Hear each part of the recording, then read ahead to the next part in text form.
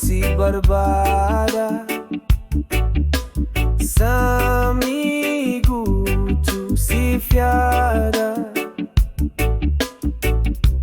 Arrasi arge malee kanani'u si jaalachuuf qalbii koo hin dadhabu.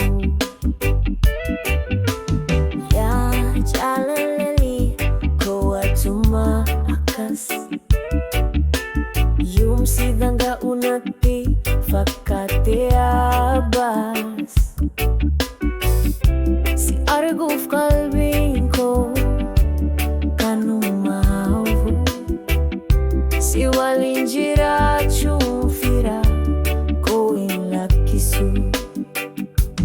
Lakki yaa jaalalaa nuti wal beeka. Onnee keenya tokko waan ta'e beeka. Halkan guyyaa wal hin dhiifnu. Amma si wajjin abdiin koo hin gunnu.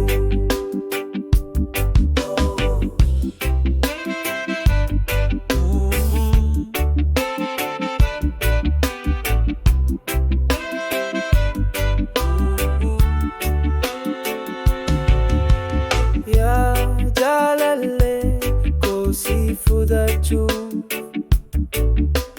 guyyaa hundanan kajeela fuula kee eeguuf.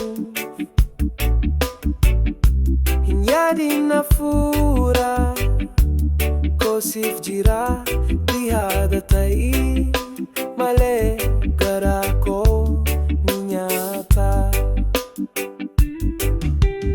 Yaa jaalalli koo maal beektanaaf dhibboo koo dhageetta qalbii koo yaaf si argu malee yeroon koo hin darbii halkan si yaaduun samii koo ni baare. Siif malee addunyaa kana keessa hin jiru.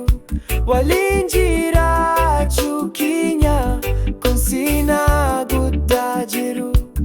Yaa jaalallee